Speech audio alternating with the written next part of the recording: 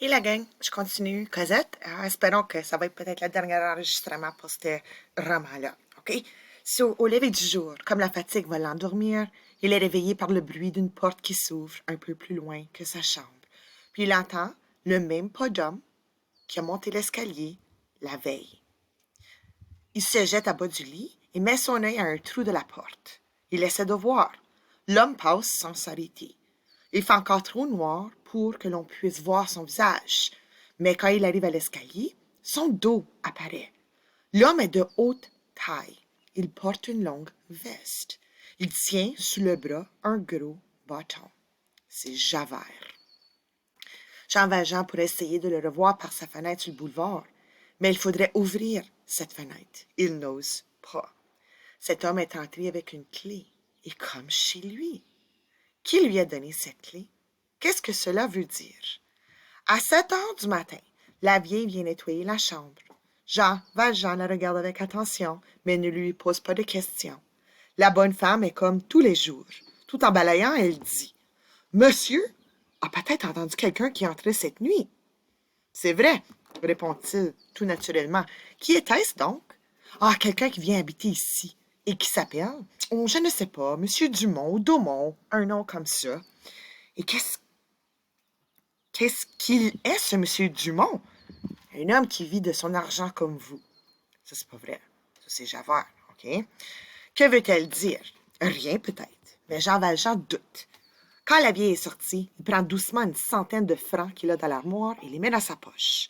Mais une pièce de 100 sous tombe avec un grand bruit. À la nuit, il descend et regarde avec attention de tous les côtés sur le boulevard. Il ne voit personne. Il remonte. « Viens, dit-il à Cosette. » Il la prend par la main et ils sortent tous deux. Chapitre 7. La chasse. C'est une nuit de pleine lune. Jean Valjean en est content. La lune, encore basse dans le ciel, coupe dans les rues de grands passages d'ombre et de lumière. Jean Valjean longe les maisons et les murs dans le côté sombre. Il regarde le côté clair. Il ne pense peut-être pas assez que d'autres sont aussi cachés dans l'ombre.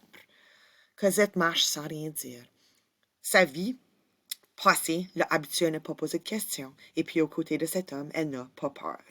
Jean Valjean, pas plus que Cosette, ne sait où il va. Il n'a aucune idée arrêtée. Il n'est même plus tout à fait sûr d'avoir reconnu Javert. Celui-ci ne le croit-il pas mort? Mais il y a eu, ces jours derniers, des choses curieuses. C'est assez pour qu'il cherche comme un animal chassé un nouveau trou où se cacher. Jean Valjean tourne dans le quartier Mouffetard. Il suit la rue Sancy, la rue Copeau, la rue Battoir-Saint-Victoire et la rue Puy-l'Ermite. Il y a par là des hôtels, mais il n'entre pas. Il croit être sûr cependant que personne n'est derrière lui. Comme 11 heures sonne à Saint-Étienne-du-Mont, il se retourne rue de Pontoise et à la lumière d'une lampe, il voit 3 ombres. « Viens, enfant, dit-il à Cosette et il marche plus vite. De rue en rue, il arrive rue Neuve-Sainte-Catherine et là, près d'un endroit bien éclairé, il se cache sous une porte. Il n'est pas là depuis 3 minutes que des hommes paraissent. Ils sont maintenant 4, tous grands, habillés de longs manteaux bruns avec des chapeaux ronds et de gros bâtons à la main. Ceux-là sont à la recherche pour lui. Cela va falloir qu'il se cache, va falloir qu'il court les rues. Ils s'arrêtent sous la même lampe. Ils ont l'air de ne pas savoir ce qu'ils doivent faire. Celui qui paraît les conduire, se tourne et montre de la main la direction que Jean Valjean a prise. Une autre semble vouloir prendre la direction contraire. Au moment où le premier se tourne, la lune éclaire en plein son visage. Jean Valjean, maintenant, reconnaît Javert. C'est un peu weird à cause que Javert, il croyait à mort, à cause que quand il avait sauté en bas du bateau, cependant, ils n'ont jamais trouvé son corps, right? Ça laisse comme des questions, là, comme pas répondues. Javert, lui, n'est pas tout à fait sûr que c'est Jean Valjean qui suit. Il n'ose encore l'arrêter. Jean Valjean sort de dessus la porte où il s'est caché et continue dans la rue des Postes vers la région du Jardin des Plantes. Cosette commence à se fatiguer. Il la prend dans ses bras et la porte. Il n'y a pas de passants. Les lampes des rues ne sont pas allumées à cause de la lune. Du Jardin des Plantes, il arrive au quai de la Seine. Là, il se retourne. Personne derrière lui, il respire.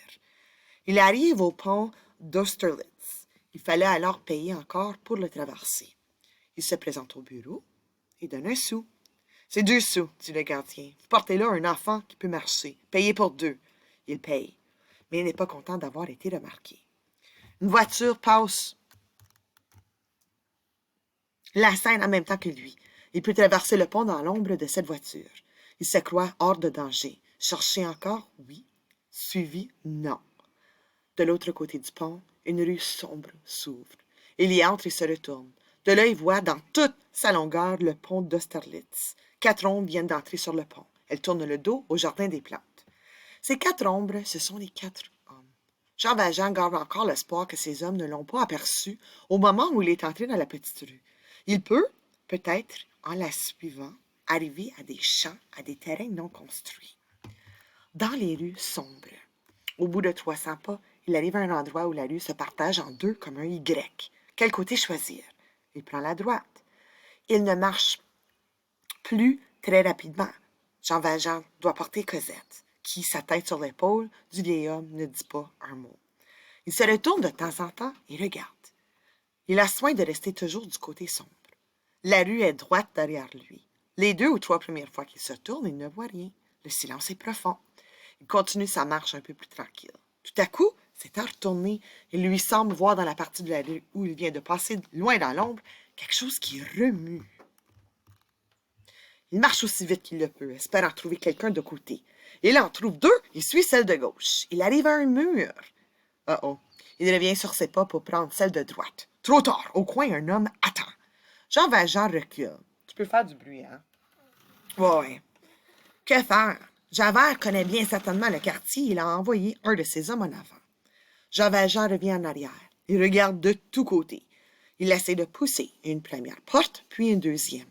Rien à faire, les fenêtres sont hautes et fermées. Il retourne au mur. Derrière lui, on peut voir les branches d'un arbre. Il y a un jardin, sans doute, là, tout près. Mais comment y entrer? À ce moment, un bruit sourd commence à se faire entendre. Jean Valjean regarde. Il voit briller des armes au coin de la rue. 7 ou 8 hommes viennent vers lui, Javert en tête. Il marche lentement. Il s'arrête, il regarde tous les coins du mur, les portes et les chemins. À leur façon de marcher, et avec les arrêts qu'ils font, il leur faudra environ un quart d'heure pour arriver à l'endroit où se trouve Jean Valjean. Mais dans quelques minutes, celui-ci sera prisonnier pour la 3e fois. Moment terrible. Et la prison ne sera plus seulement la prison. C'est Cosette perdue à jamais. Et puis tu sais, Jean Valjean, là, il y a la petite, là. Il n'y a qu'une chose possible. Il se rappelle qu'autrefois, il sut monter sans échelle le long des coins de mur en s'aidant des épaules, de la tête, des mains, des bras, des genoux, des jambes et des pieds. Il y a un gros mur de briques devant lui. Il va falloir qu'il essaie de trouver une façon de prendre lui puis de Cosette puis de les monter l'autre bord du mur. Jean Valjean mesure des yeux le mur qui cache l'arbre. Il y a environ 6 mètres de haut.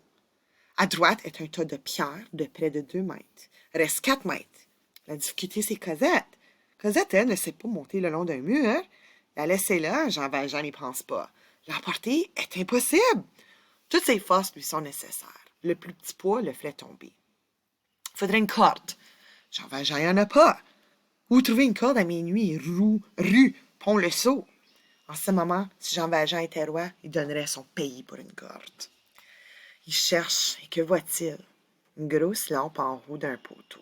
Une de ces lampes, qu'à la nuit tombante, on descendait alors à l'aide d'une corde pour pouvoir les allumer. La corde traverse la rue. Elle finit dans une petite armoire de fer. D'un saut, Jean Valjean est auprès de l'armoire. Il l'ouvre avec la pointe de son couteau. Un moment après, il est revenu auprès de Cosette. Il tient la corde. La lampe, nous l'avons dit, n'a pas été allumée cette nuit-là. On peut donc passer à côté du poteau sans remarquer qu'elle n'est plus à sa place. Cependant, l'heure, le lieu, l'ombre, tout ce que fait Jean Valjean commence à faire peur à Cosette.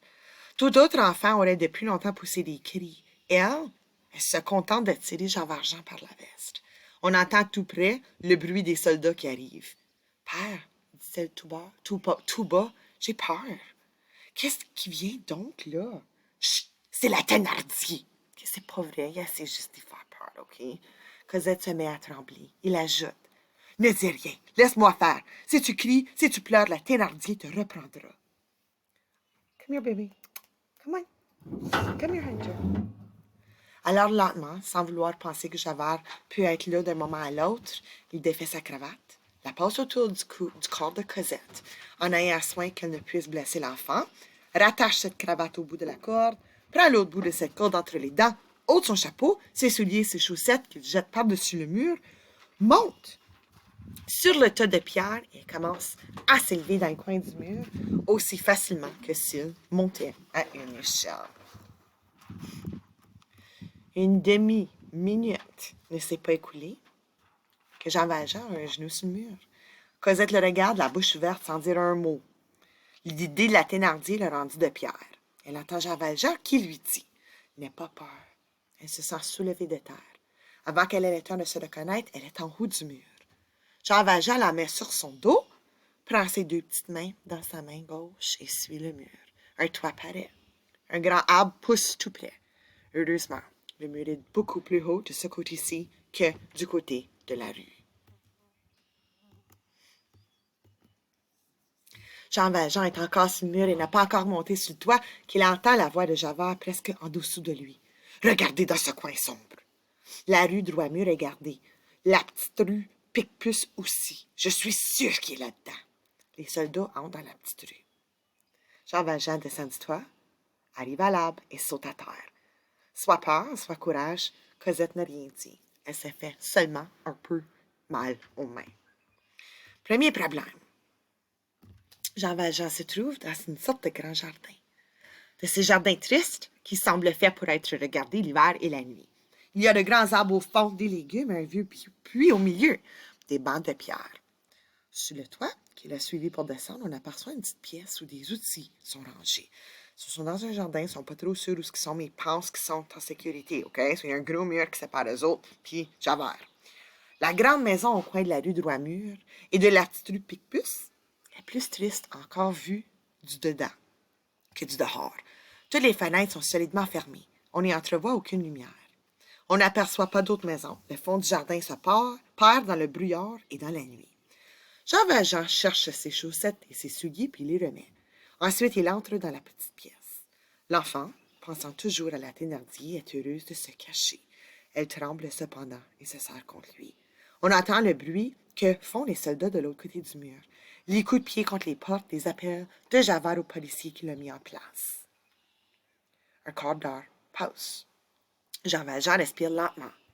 Il a posé doucement sa main sur la bouche de Cosette. Enfin, tout entre dans le silence. Tout à coup, un nouveau bruit s'élève. Il est très doux. Ce sont des voix de femmes et d'enfants à la fois.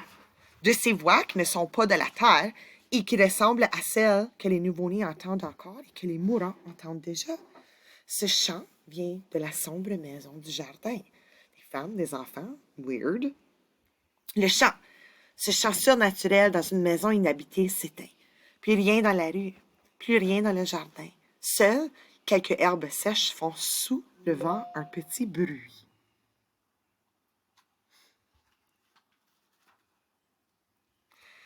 Il est 1 ou 2 heures du matin. La pauvre Cosette ne dit rien. Comme elle s'est assise à terre à son côté, et qu'elle a penché la tête sur lui, Jean Valjean pense qu'elle est endormie. Il se baisse et la regarde.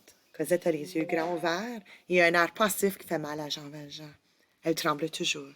« As-tu envie de dormir? » dit Jean Valjean. « J'ai bien froid, répond-elle. Puis j'arrête l'enregistrement, OK? On va en faire un dernier.